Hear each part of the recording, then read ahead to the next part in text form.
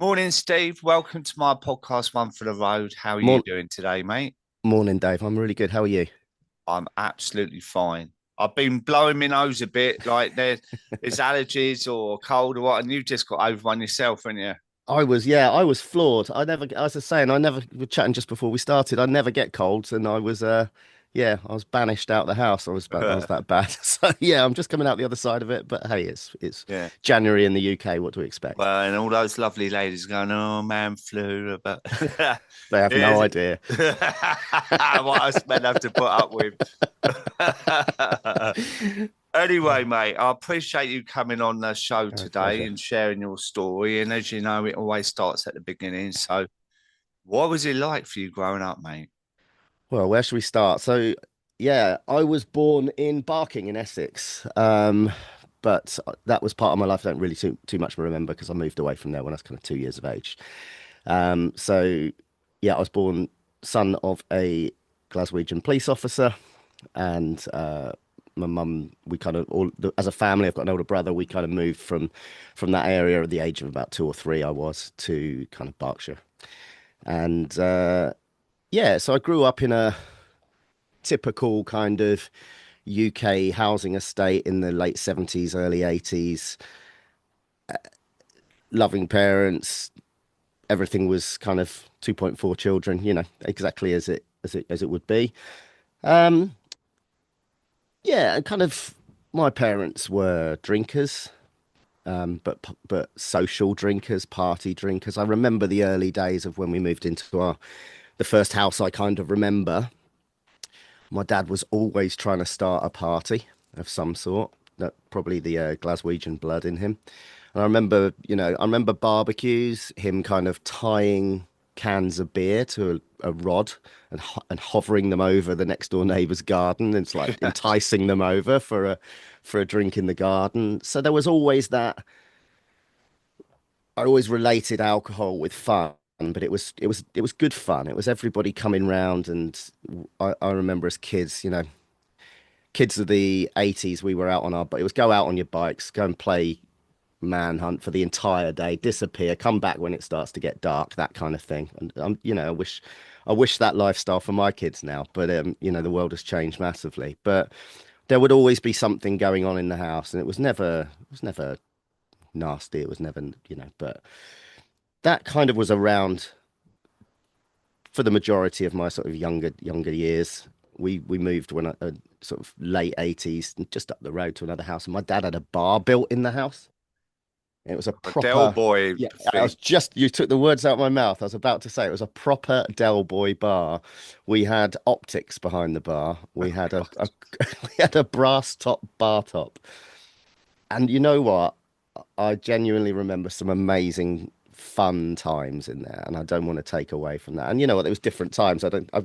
Sadly, my dad passed away 3 years ago, and we sold the house. And funnily enough, people don't really still had it. People really don't want a bar in their house too much these days. So I'm sure that's probably now gone. But um, I remember there was always laughter ringing out. Christmas, Boxing Days, New Year's. It turned into it would always neighbours would be getting invited round. We'd either be at theirs or they'd come round, and it was lovely. But alcohol again was always present. Um, and there was nothing bad, but I do remember yeah, I remember some crazy stuff going on. Like my dad used to raise money for the guide dogs, and I remember one day him drawing on a marker pen up his leg, £5, £10, £15, £20, and then setting his leg hair alight to see how far he could burn it up his leg to raise money for the guide dogs. And I do remember one morning coming down and he'd literally got third degree burns up his legs. So you can imagine the kind of, it was just, yeah, fun, but often getting out of hand. But I guess where I'm going with this is it was always present, and I always would associate it in my mind as fun. You'd Yeah, always see it as yeah, fun. yeah. And as a family, we holidayed in the same place from the age of about three until I probably just about left school, I suppose. So we'd always go to the north of Mallorca. And I remember again, that would always be so. It would be associated with alcohol. There would be parents meeting up with friends on those, the jetties that go out from the hotels and around the pool, and there'd be drinks, and it would be going on throughout the day. And we'd again go off and play as kids and come back. And as we got older, that turned into mopeds and kind of running around, and a great fun again, family holidays. But alcohol was the center of it permanently. So yeah, that's kind of from there. Yeah, I kind of it was always present, and wherever I looked. But I mean, you come into the when my mum and dad's what you would call textbook alcoholics. They weren't alcoholics at all. I've never even associated that because at that age you think, what's an alcoholic? We probably didn't even know, right? Because it sounds all very nostalgic to me, apart from the North Mallorca, because we used to have a tent in Cornwall. All Get right. stuck down the A303 by Stonehenge, and like, are we nearly there yet? Yeah, Uh, yeah, but my dad used to like make demijohns of wine, and we used to be fascinated with the little bubble in the little glass thing on the top going round and yeah. round, and like waiting for it to be fermented. And like, I never really experienced like drinking like would be today sort of thing. And the Yeah. pub hours were different, weren't they? Yeah, And that's right. Yeah, yeah. we weren't allowed in the pub. We would sit in the back of the car and be thrown a packet of cheese and onion or something. That's Just it. to wait Exactly. outside. It Yeah. does feel very different, doesn't it? Totally. And my dad used to brew wine. Well, I say brew wine, ferment wine as well. And I remember the same thing. And when we were selling this house a few years ago, we found a bottle of it, Chateau Smith, two Fs, Yeah, 1978 or something. Oh my God, I don't know. This wouldn't even have been good enough for your chips. yeah. Needless to say, it Clean the got thrown. sink Yeah, with it. exactly. Yeah, yeah. But it was, yeah, that in my life, it was always, I, I guess subconsciously, I recognized laughter equaled alcohol Mm. because it always seemed like fun. Yeah, my dad was a big practical joker, but now looking back on it, some of the things he did were horrendous. You just Like think, how on setting earth his could... leg on fire. Well, but what in the day would have been practical jokes on other people. Right. You now look at it now and go, my God, that was probably quite nasty. But We all want spread, to hear it now. well, kind of putting lawn feed on their lawn while they're away on a 3-week holiday and like watering it every day. So when they came home, it was 6 foot high or whatever. But silly things like that. But there was always that element to it and always that practical joke. So I suppose Fee. kind of Fostrogen, I think it was. Kind of, I remember that, and I still to this day, I link the two, Mm. and that's kind of started my kind of Yeah. Alcohol introduction to equals alcohol. fun. Yeah, exactly. Yeah, very Yeah. quickly, So very how old quickly. was you when you took your first drink? I'm trying to remember this. So I would have said sort of, well, when I first took my first drink behind anyone's back, I suppose, because I think parents of that generation kind of had that. We'll introduce him to a little bit of Yeah. wine or a little bit of brandy on a sugar cube or something like that because we want him to know what it tastes like so we can control it. And that's often how I think it used to go around those sort of years. So I can remember that. And I can remember when we were in Mallorca, maybe being treated to a very weak snowball or something like that, which I guess kind of then rung out, oh, sweet milkshake. Lovely, tastes nice. So that kind of tasted nice. But then I do remember the first time I kind of had a couple of drinks with a mate was the typical up the park. Yeah. And we had in the garage in the house there was a crate of 33 like the miniature French beers because I think we'd done a trip to France and I kind of snuck a couple of those out Mm. with a mate and we'd go up the park and drink them and I just remember them being warm and absolutely rank, but you drank them anyway, right? Because that's what everybody did. So that was my first first proper introduction to kind of drinking, and that would become a bit of a fortnightly thing. Whatever, we'd sneak out. We'd go like be probably be in the middle of June. You'd stick an overcoat on because it was somewhere you could whack the bottles inside the inside pockets and go up the park without being noticed. But I remember getting caught once, and yeah, my dad went mental. Did He it? went absolutely mental. And there was no drugs involved, but my dad always used to, I think it was a Scottish thing, used to refer to alcohol as being stoned. I think they call it stoned in Scotland quite a bit as well. So and I can remember his voice now, he's stormed off his head. And I remember him finding out. I was probably 15 or 16 years old. And yeah, I got a proper bollocking for that. Mm. Um, and I had my first Saturday job, and I was working as a shelf stacker in our local Waitrose supermarket. And I remember going in that day thinking, my God, is this what people feel like when they've had too much to drink? What on earth is going on? I was absolutely hanging. Summer's day, working a Saturday job, and I was absolutely hanging. I remember Mate, it. I don't know what's going on here. North Mallorca holidays, Waitrose. I was Tesco's filling shelves and fucking tent in Cornwall. What's happening? Well, I was working in Waitrose at that stage. We weren't shopping in Waitrose. There was a difference, but yeah, I had an element of class to my first job. Well, I think my first job actually was delivering papers on roller skates. I was a bit of a legend around the Oh, local yeah. area, running around I can delivering just see papers you on my now, roller mate, in skates. your little lycra and your headband on. Yeah, nothing's changed. Yeah. So yeah, that was my first introduction to it. But as I say, with those holidays we were going on, they continued, and we started, obviously once we got to 16, 17, we were kind of allowed to drink in the bars. It was kind of a little bit more lax out there. But so we would then start to go and have a few drinks, and there was this bar I remember called the New Anayara, and there were these two brothers in there, and they were local legend bartenders. Absolutely. It was, I guess probably at that stage, if I was 16, it would have been late 80s. Yeah, probably late 80s, early 90s. But I remember seeing them there and this other guy, Manolo, and they used to do these little tricks with bottles. They'd jump up and just knock it off the back shelf and catch it or something, or flick the ice cubes into the glass and all that. And I was fascinated by it, absolutely fascinated by it. And they were also super friendly, lovely guys. And we'd go in, me and my brother would go in from mates, and they'd be like, hey, hey. And they'd be like making jokes with us, making us look kind of cool in front of the girls and this, that, and the other, because we'd been going for years. So they'd seen us grow up. So we felt super cool and all this. So then came the stage where we're like, oh, right, now we're kind of out on the town kind of thing. So, but I'd always be kind of fascinated by that showmanship of the bartending.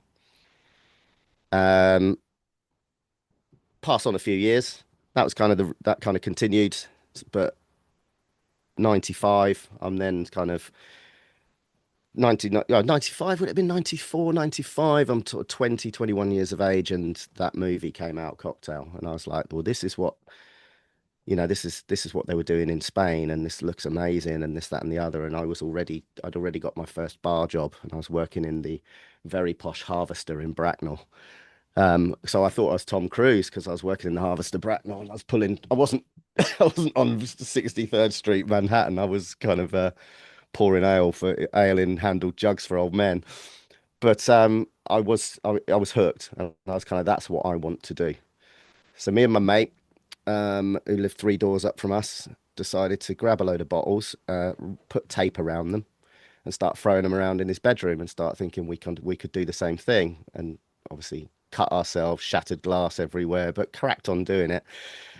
And TGI Fridays had opened in Reading, which was the original movie Cocktail was based on the initial Fridays in New York.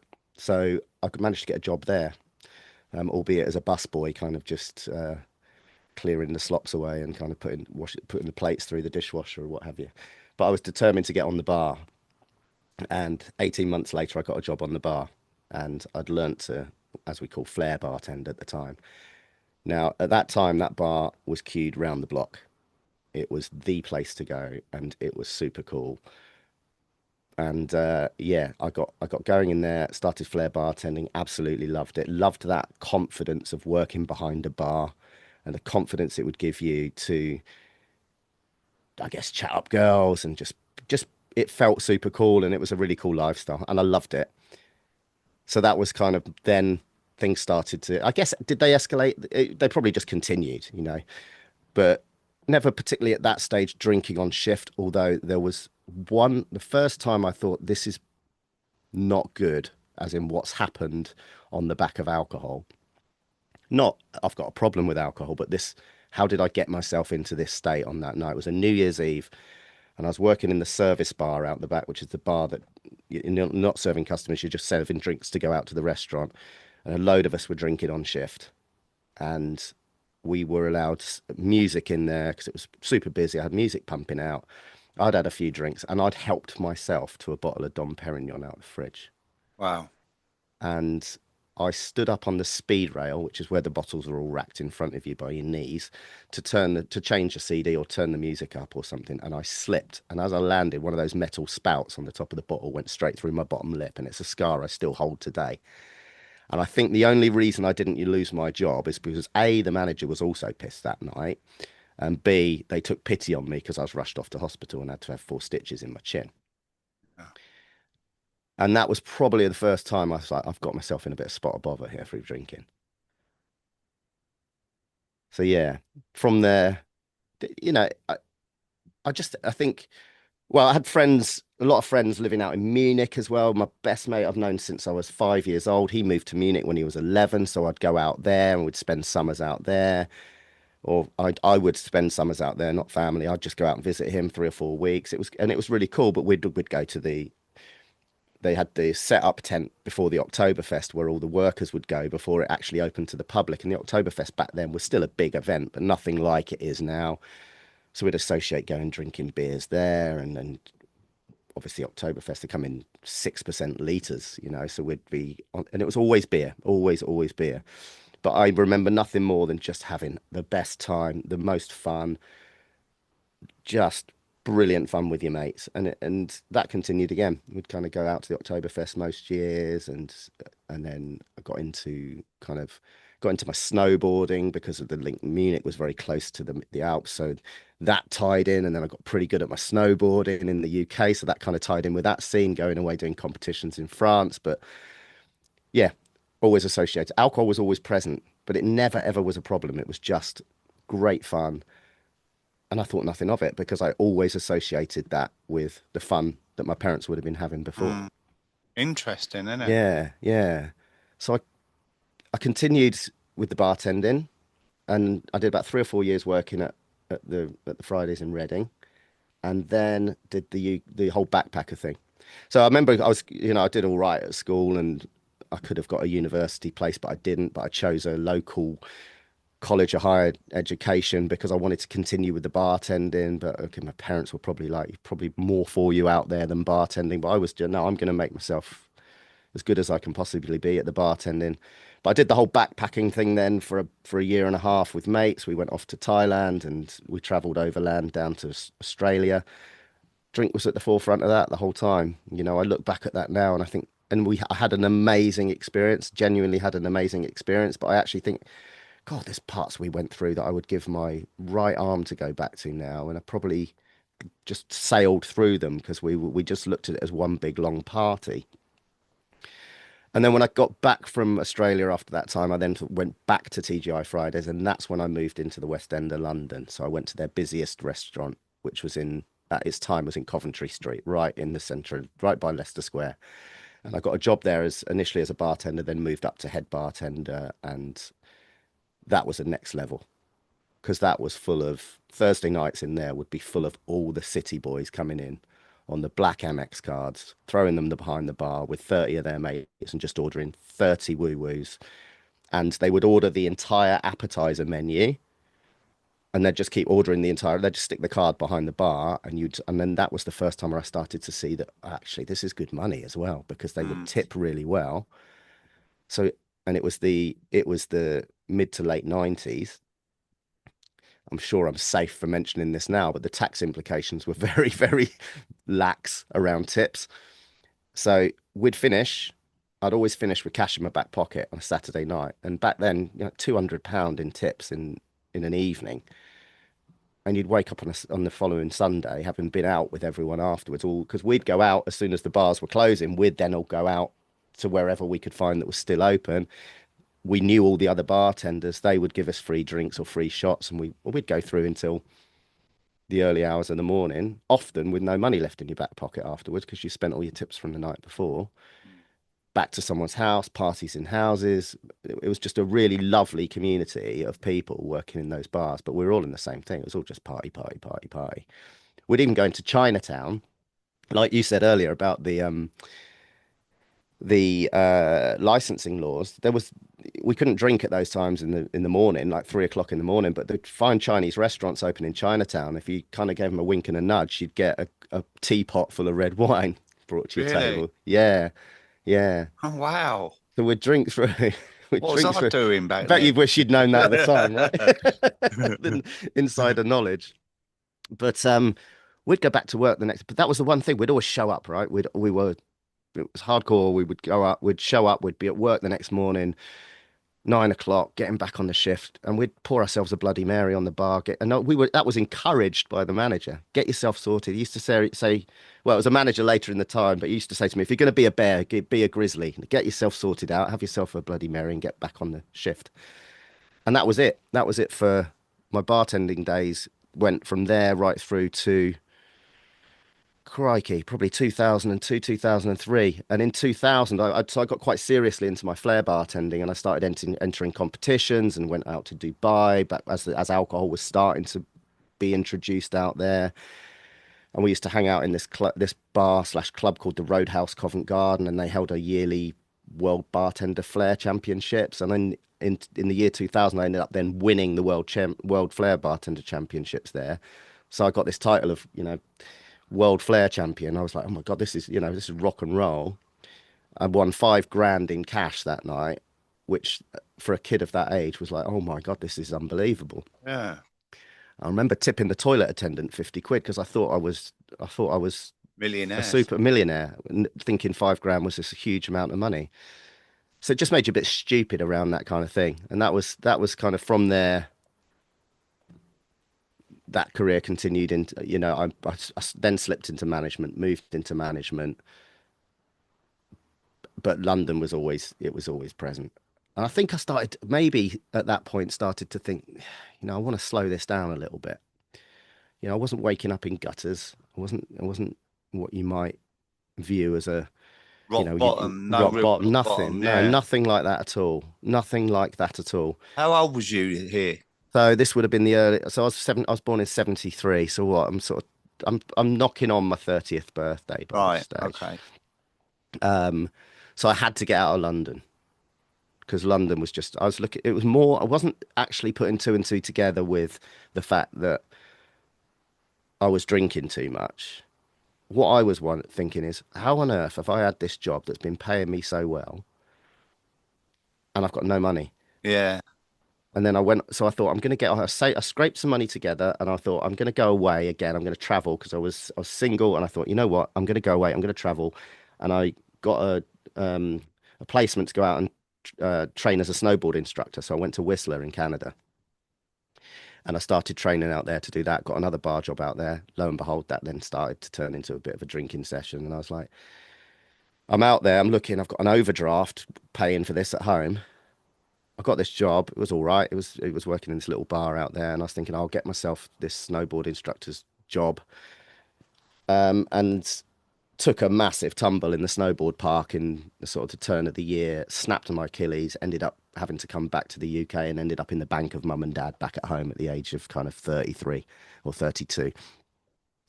And that's when I kind of thought, right, okay, get a serious management job here, but moved into pub management locally and worked through as a pub manager and then kind of more into sort of fast forwarding a little bit because nothing massively changed. It just continued into turn of the sort of about 2012, 2013. I got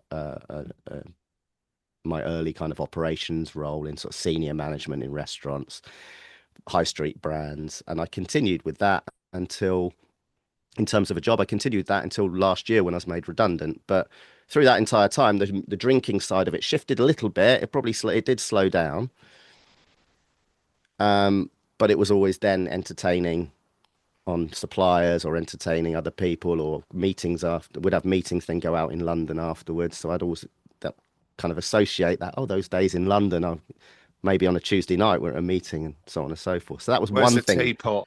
Yeah, exactly, exactly. Yeah. So that was that's how my drinking kind of kind of worked at that stage. But rewinding a little bit in terms of family, around 2006 to, would it be 2006? Yeah, about 2005, 2006, I got some pretty devastating news to hear that my mum had got ovarian cancer, and she battled with that for about 18 months. And my mum was my absolute world. She was my absolute world. And sadly, she lost her battle in I'm 2007. sorry, mate.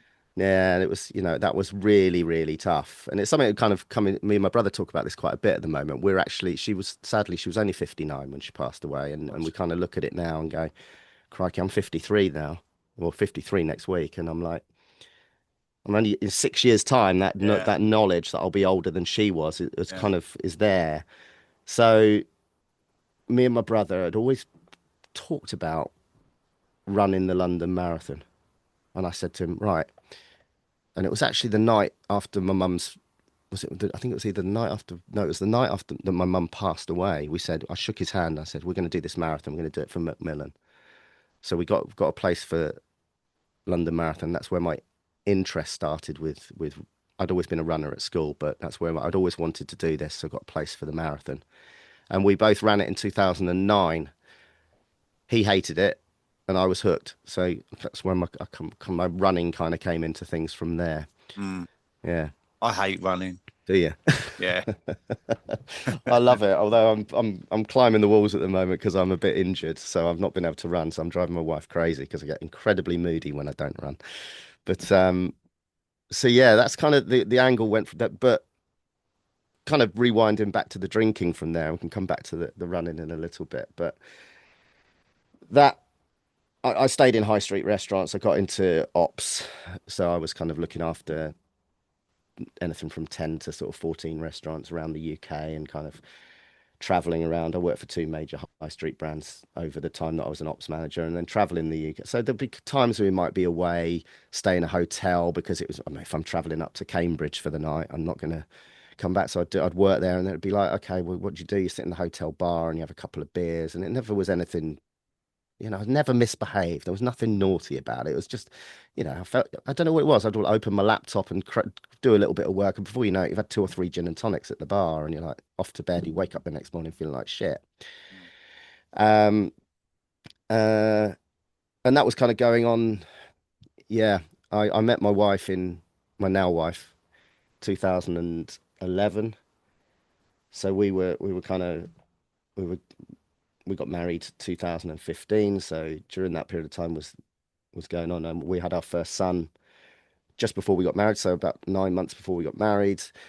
And without going into too much detail about it, I had a fallout with my dad, and that never ever repaired itself, unfortunately, until he passed away 3 years Oh ago. God. And he didn't, there was things that, we both misbehaved. It was both ways. I don't want to kind of talk too much, but there was some really tough things, like he didn't come to our wedding, and so I had that fallout with him.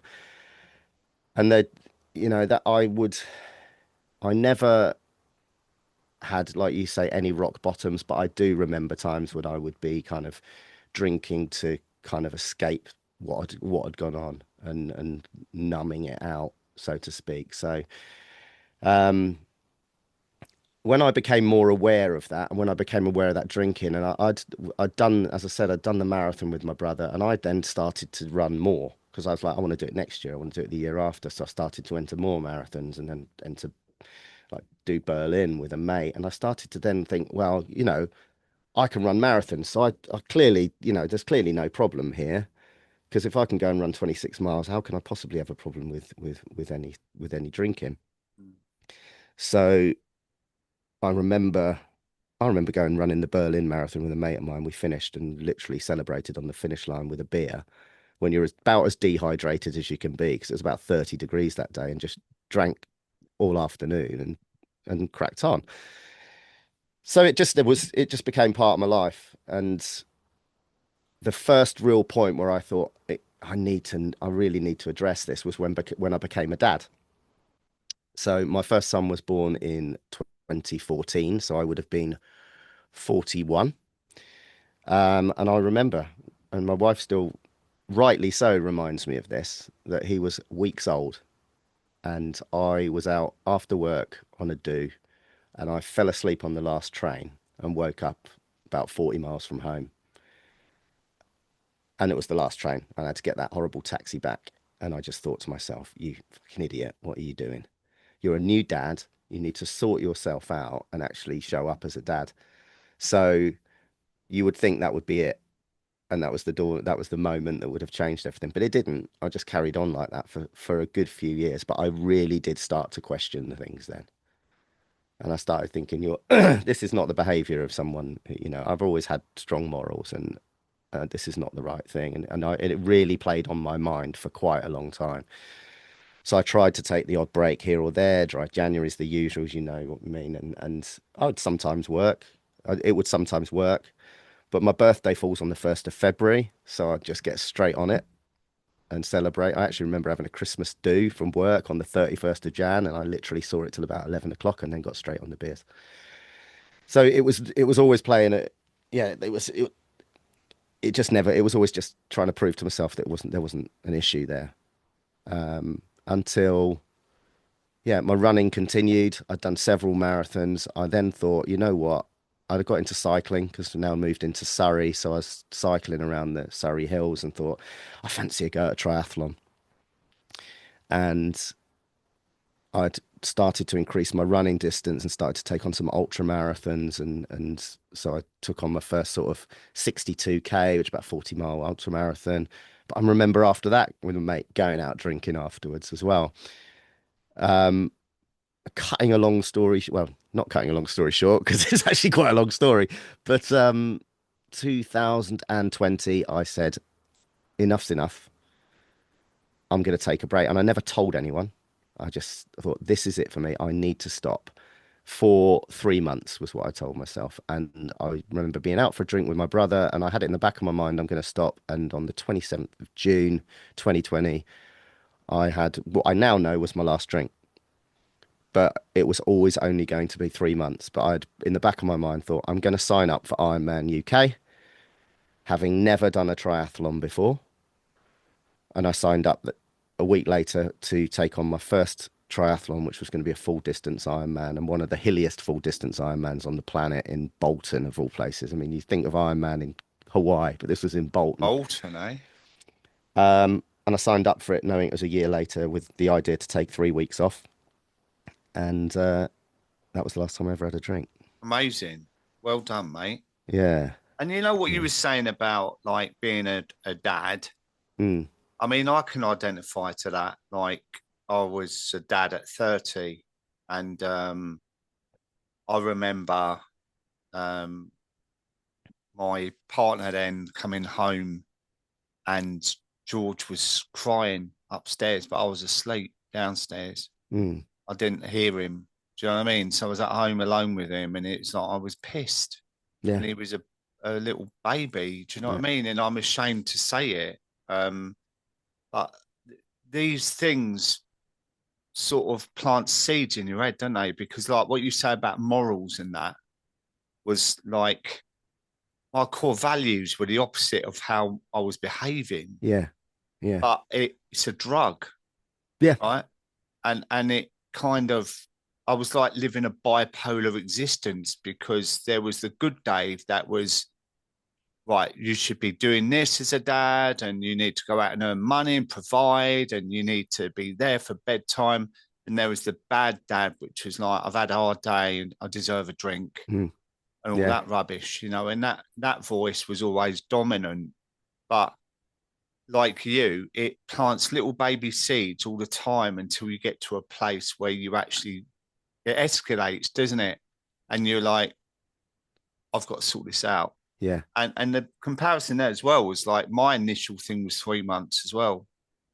And then I kind of knew this could be it. Yeah. But there was also the other thing that forever felt Yeah. impossible as well. Yeah. And the 3 months worked because after 6 weeks, I saw the boozer that I used to drinking, and it was that real deciding moment of where am I going to be in 6 weeks when the 3 months, am I going to be going back in there and like going back to all that or not? And then I realized, you know what? that I'm done with it. Yeah. Yeah. You're right. It was those little things that kind of, dare I say it, and I'm horrified to think of it now, but that rushing my kids' bedtime Mm. or to try and get a beer to unwind after work. Yeah, I And mean, it I wasn't it think wasn't there'd be a grabbing lot. 10, yeah, No, and falling. I think there'd be a lot of people relating to that as Yeah. well. You know, like kids' bedtime, having a glass of wine in your head, in your hand. Yeah. You Yeah, know, yeah. or it's run out, and you put the glass on the side and think, right, like I want another one. Yeah. And I look back on that now and I think, I heard a statistic that the 90% of the time your kids spend with you is done before their 16th birthday. After that, you get the next 10%. And I was like, I'm so glad now that I took that opportunity because yes, I didn't waste, but I dulled Yeah, so many of those opportunities when now it's like, what were you thinking? And that's only because of where my relationship with it was. It wasn't like I say, I wasn't getting up in the morning and pouring vodka on my cornflakes. no, It just became such a big part of my life and my yeah, identity. And like you said, it was 3 months. It was going to be 3 months. But then obviously with that 3 months came, well, if I'm going to take on this mammoth task of an Ironman, I need to train. yeah, So I'd be like, right, I've got two young kids. I need to take them to school. I need to be in the swimming pool at 6 a.m. because I need to be back at 7:30 to take them to school. So I started to find the time in my life to show up and do those kind of things. And I was like, I quite like this feeling in the morning of feeling like I've gone and swum a mile yeah, before I go to the school run. Or I'd be out on the bike as the sun's coming up and I would just start to see those gains and actually pretty quickly I noticed the difference. And yeah, pretty quickly, the biggest difference I started to notice was actually weight loss. And when you're training and you're riding a bike and trying to get a bike up a hill when you suddenly lost a stone and a half off your waist is a heck of a lot easier. yeah, So I started to see the gains pretty quickly, and I just started to pile my, is it an addictive personality? I probably started to pile it into that, and I've never done. I never do things in moderation when it comes all to or that either. nothing, and a lot of us are, aren't we? Yeah, exactly. It So reminds me actually of I went to a charity do years ago. Obviously, when I was drinking and I was pissed and that, and I met Robbie Earl. Do you remember he used to play for Wimbledon and I think Nigeria right, or okay, quite a well-known footballer, and he's a yeah, Sky pundit. And yeah, I got chatting to him, and he was doing this triathlon thing as well. yeah, And anyway, I'd had a few drinks and I said, "Yeah, sign me up for it." And that anyway, he took my number and he phoned me out. And he said, "Right, next Wednesday." I want to meet you down the M4. There's a place you can pull over and we're going to do lake swimming. mm, Like, can you get down there for 6:30 in the morning? Like, and I was like, obviously sobered up and thought, okay, this ain't for me. Do you know what I mean? Beer goggles, shite. You know. yeah, yeah, Anyway, no, fair yeah, play to you, mate. And the thing is, what we say about all or nothing behaviour, we can use that to our advantage, can't we? Because totally, like I said earlier, I'm not a runner, but my mate who suggested he supported me with stop drinking, he was doing the London to Paris in the September, yeah. and this was in the January, right? And I was 21 stone, right? And I said, "Oh, I'll do it with you because I've always done London to Brighton every year, and It's not that you much know, further. yeah, yeah." And but I can get on a bike and ride miles anyway. He looked at me and went, "Well, we'll have to think about that." But we we used to go into his garage and we bought a turbo trainer, put the back Yeah, wheel yeah, on the turbo trainer. We had that Zwift, was it a yeah, yeah. Zwift Swift, thing? yeah, yeah, And we used to do that 6 in the morning, every single morning, yeah, right? But I used to like kind of look excited, feel excited for that. yeah, And then when I stopped that like an hour, go home and have a shower, have a healthy breakfast rather than a bacon sandwich, and then go off to work. And I thought, yeah, God, I'm in the van without a hangover, and I've done probably 10 mile or whatever on the bike. yeah, What a difference. And yeah, then I started, my face used to have a bit of color. I started to lose a bit of weight. And as you say, like that inspires you, doesn't it? And not about everyone listening to this and think, oh, right, I've got to sign up for an Ironman, Yeah, but it could be a nice walk with a dog in the morning or, a bit of yoga or Pilates or anything really. exactly that. Yeah, I mean, yeah, it's whatever you kind of want it to be. There's a couple of things that have come up for me that I just remember, actually, I've about a couple of years into going alcohol free, I was like, I remember I used to be quite good at art at school, and my Yeah. kids are like drawing Christmas cards, and I'll draw some Christmas cards with you. And then I'm like, these are pretty good, I reckon my wife's like, you could sell them, and like, so then I started making Christmas cards. Well, not selling them or doing anything like that. I'd draw my own Christmas card for the wife or something, and Oh, then or lovely. I would, and then as they got older, the kids started playing guitar. I told myself for years, there's no way I can play guitar because my hands are too small. I won't be able to do this. And I'm still not very good, but I started learning with them. And now we all play the guitar together. And I think Oh, actually, good. I can strum Yeah. a few chords together, and that's as good as I really ever want to be. But it's just those lovely moments that you kind of Yeah. share doing that. So that's, yeah, like you say, it doesn't have to be signing up to do an Ironman, but for me, it was that love of running from school that came back from Mm, when I was 15, 16 years old that I'd forgotten about. And I was like, you know what? I've shown by this stage, I mean, I went on and I completed the Ironman, and I thought, this is proving to me, and this is where the link to the alcohol comes in.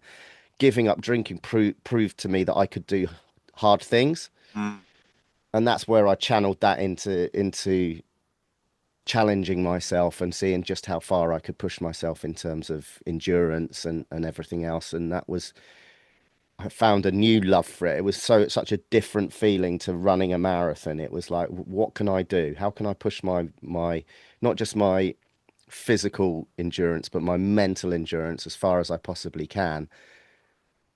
And the running switched from running on the roads to running on the trails, and then suddenly I don't want to wear my headphones anymore. I want to take them out and I want to mm. listen to what's going on The around me. And that, nature. Yeah. yeah, exactly. And that would give me so much more back, and being out on the trails. And then an hour run became a 2 hour, then 4 hour, and then Oh, I'll go well out for done, half a mate. day, and it just built from there. Yeah. That's Yeah. lovely because I often go down to the Seven Sisters in Eastbourne Oh and I yeah. walk from Eastbourne to Berlin Gap or even Seaford sometimes. I never put my headphones in. Yeah.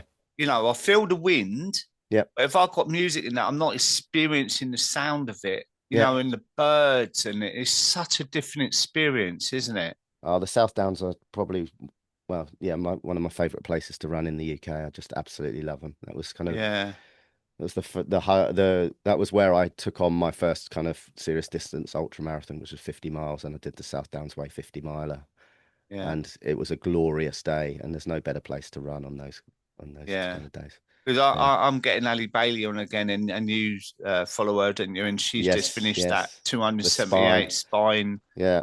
She's a lunatic, but Yeah. she still battles with stuff, and She does. it's Yeah. not.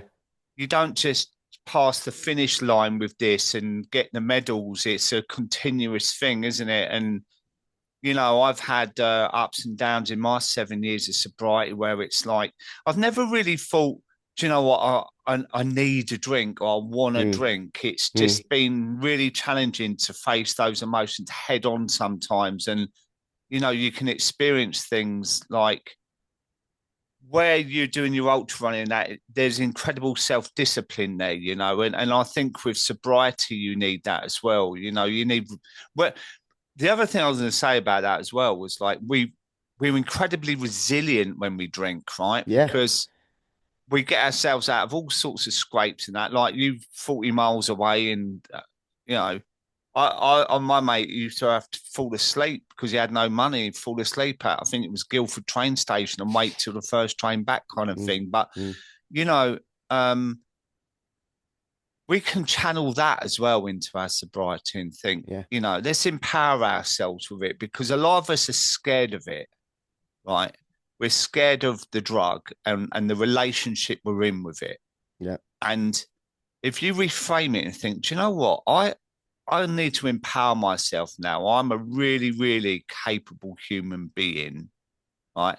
I can do this. It can make all the difference. Absolutely. Absolutely. And it's You're right, and it's only when you mentioned it there about, getting in those scrapes, because you just suddenly think, how am I going to get myself out of this situation intact Mm. and not in too much trouble? And I'm very briefly rewind, and it is, I guess, looking back on it now, I still see it as a funny story. But when I was in London, there was a place called the Church in King's Cross, and it started serving alcohol at 9 o'clock in the morning against the licensing laws. So you'd go in, and it was so. But when you remember, the pubs used to shut between 3 and 7 on a Sunday afternoon. Yeah, So always. there they used to sell you vouchers to buy the drinks. And then the vouchers you would use between 3 and 7 because there was no money exchange in hands. Oh, But I as long as there was see. A little entertainment, loophole. Yeah. yeah. So the entertainment would just be blue comedians or whatever it happened to be, and it was crazy. But we used to go there occasionally, and it was in Bagley's nightclub in King's Cross. And I remember coming out of there once, and we went for a couple of drinks after, hammered 3 o'clock in the afternoon, got on the Northern Line to go home. I was living in Kennington, I think, at the time, and I woke up at the end stop, and I thought, oh shit, I've got to cross the platform and go back to where I was staying. And I thought it wasn't dark when I left. And I was like, tried to get on the tube. And it's like, no, mate, they're all done. That's it. I've been bouncing up and down the Northern Line since 3 o'clock in the afternoon on the train. God. Completely. So probably best part of 7 hours on the Northern Line. So you're right, those scrapes, and you just think, what on earth? And you look back on it now, and I do tell that story, and I guess people kind of laugh at it, but then you think, what could have happened then? What could have possibly Mm. happened during that situation? And yeah, you just look at it with fresh eyes and a different outlook entirely, don't you? It just seems like a different lifetime for me now. But this is why I go back to Eastbourne because of that few days I had living rough.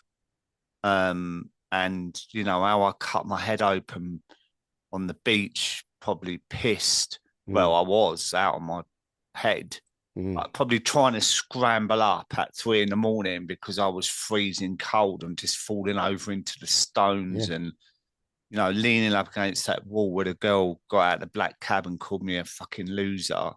And yeah, a week before that, I was in Chelsea measuring up a £5 million flat for carpet. And it's like, how I've fallen that. But, it's like, how the hell did I come back from that? And I was studying to be a therapist, right? And I got back on the Wednesday. I looked so ill and I had an exam on the Thursday in front of three therapists. Like I had to do like a case study, and oh my god, in the side of my eye, I could see him all nodding sideways, like, "What the hell is this bloke doing?" mm, Like, and I felt I was the only one on the course to fail. yeah, My life was upside down, mate. And this is what I say about resilience. Like, you look back and go, Joe, I'm a really strong person. For anyone listening to this who feels, they can't they might be trying to stop, like dry Jan's coming to an end at the time of this recording, and they're like on their fence going, well, I've had a month off, and that proves I'm not an alcoholic or I haven't got a problem. I can have a few drinks, but in 3 months they're back to where they were. yeah, Oh God, my life's a mess. Give it another go. Like yeah, just yeah, keep going and see what it brings. You don't have to say this forever thing. You can just say, well, I'm going to do another month, or even if it's a week. Just push yourself and just try and believe in yourself and, you know, get connection with people. yeah, Join a group or, AA didn't work for me, but it works for some people. And even yeah, if you go there and sit at the back, yeah, listen to people's stories, and it stops you drinking for one night. It's a plan, isn't it? exactly, exactly. Yeah, yeah, yeah, yeah. I'm the same. I mean, it took me. I mean, I'll be alcohol free 5 years this June. And I Brilliant. think I probably went 3 years before I could say out loud, I'm not gonna drink again. But the reason I say that is not from a place of, oh my God, and I just couldn't drink again, because I probably could realistically, because I wasn't found in a skip, so I probably could, but I would just give up so much.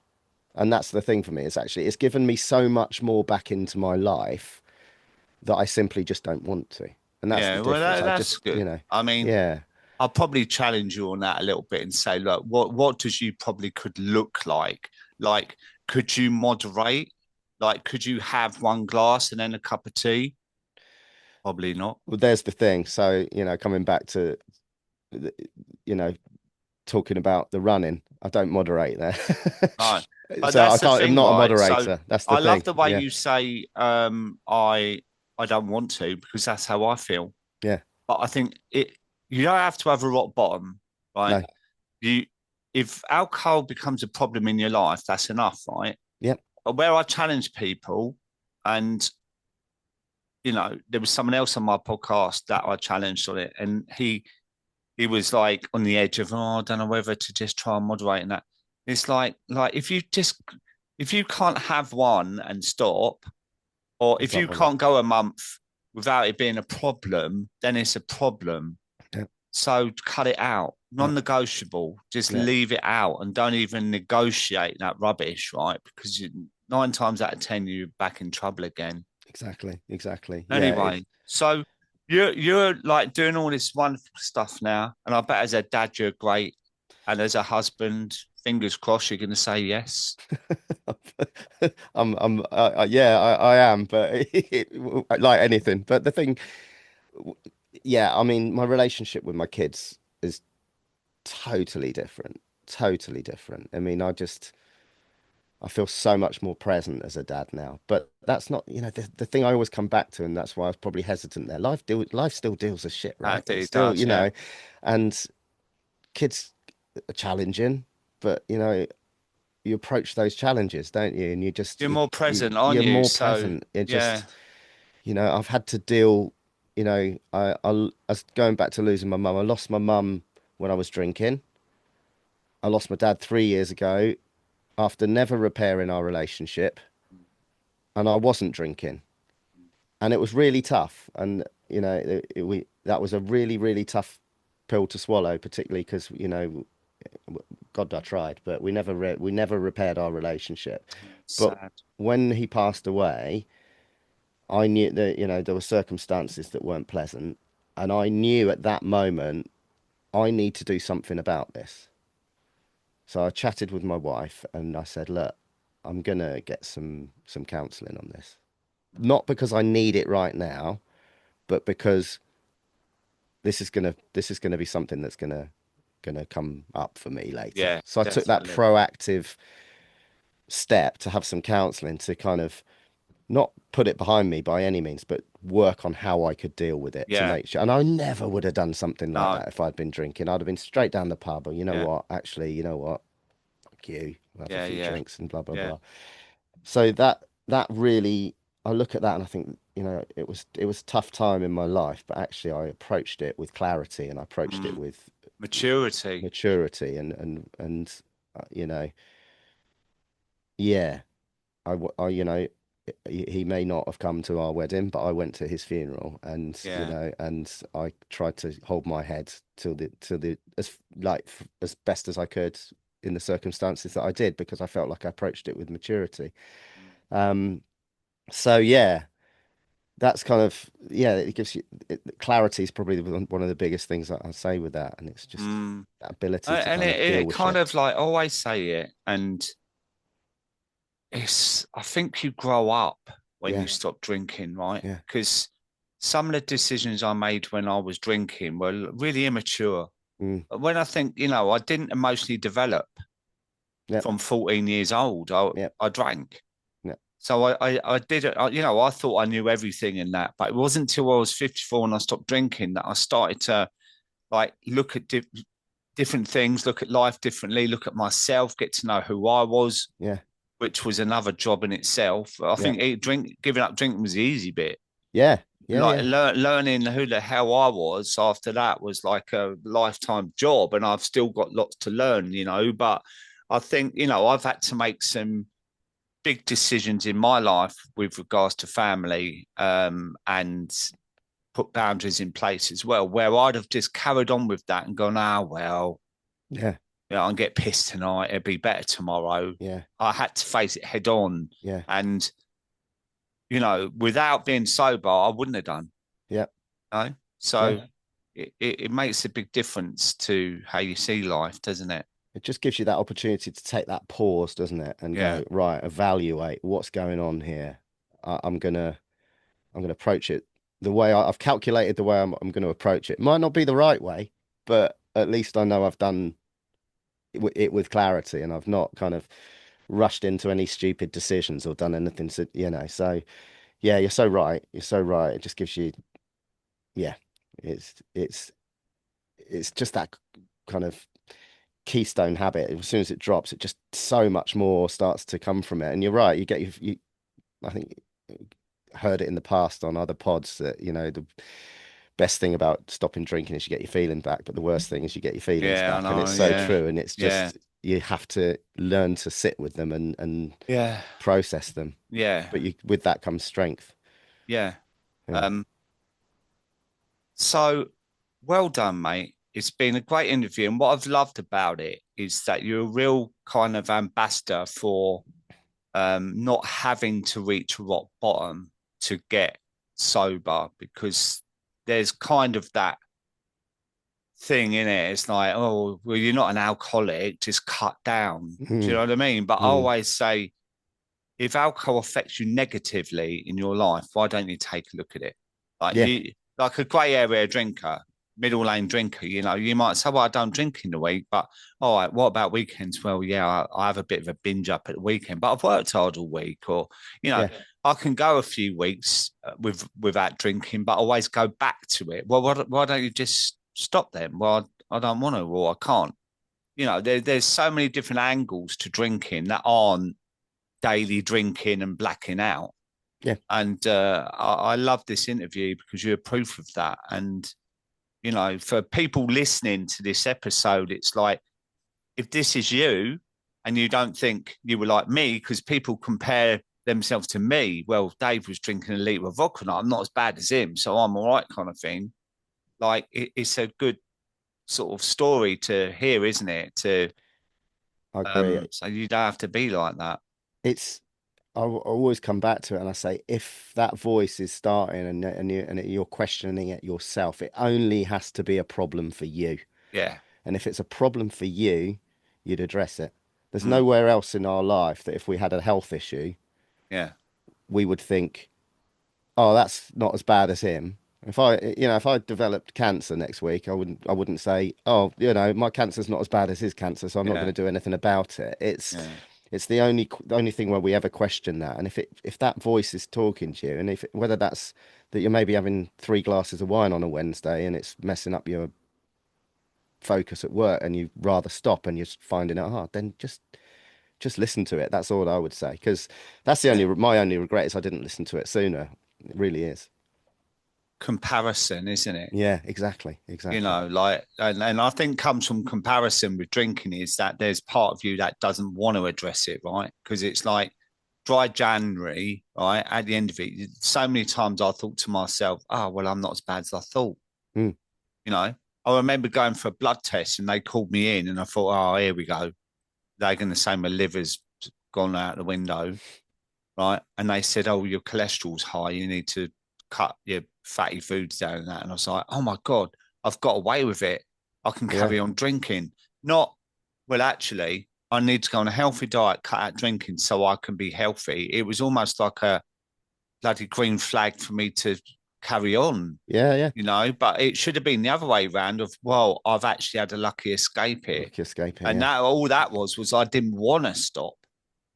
So give yourself a chance and say, look, I'm going to have a month off, 3 months off. 3 months has worked for you and me. yeah, That's a real good, that money spot of 100 days, like where you totally. really feel Yeah, the clarity of it. And, then you can make your mind up after that. So, yeah. but Everything. Steve, thank you Yeah. so much, mate. I've loved this conversation No, and it's been great. congratulations on everything you're doing. Thank you. Thank you very And much. all Yeah. the best for the future, mate. And when you're running, I'll cycle past you. Yeah, exactly. Exactly. Yeah. Well, I'll keep my eyes open. Yeah. Thank you so much, Steve. Thanks, Dave. Thanks very much indeed. Cheers. Cheers. Bye bye.